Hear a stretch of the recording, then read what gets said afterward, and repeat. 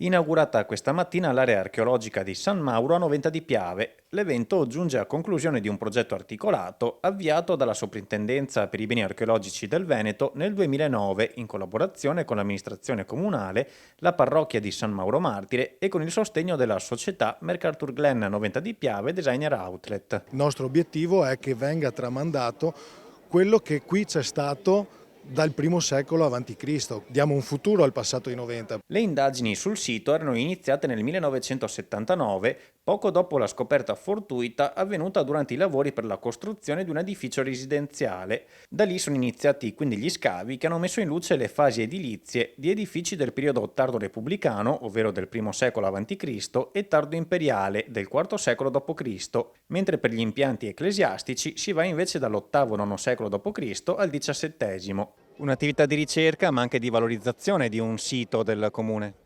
Assolutamente sì, sono stati più di 10 anni di ricerca, di scoperte, di studi e quindi adesso potremo creare dalla prossima primavera un percorso proprio guidato di storia del territorio che non riguarda solo Noventa ma proprio il territorio anche limitrofo. Sovrintendente, che storia racconta questo sito? Racconta una storia antichissima di questa nuova stratigrafia che parte dall'età romana e con insediamenti che vanno dalla villa al luogo della fede con le fondazioni di varie chiese e fino ad arrivare alla tragedia della Grande Guerra che ha eliminato l'ultima chiesa rinascimentale per costruire quella nuova in età post bellica, diciamo, l'attuale.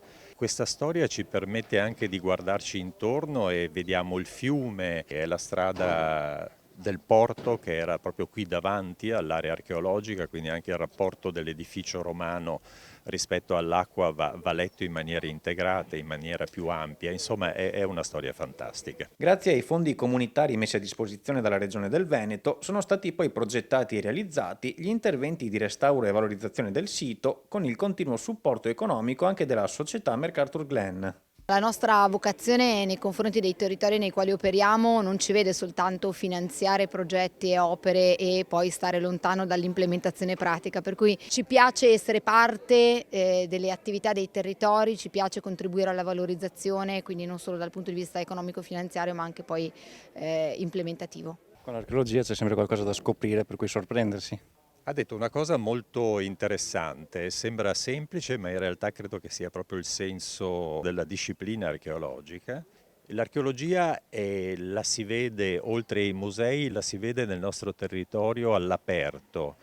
Fa comprendere come si viveva, magari partendo da una scheggia, come si viveva, come si stava al mondo, come si passava una giornata, come si andava a dormire, come si moriva. E questa è la bellezza dell'archeologia.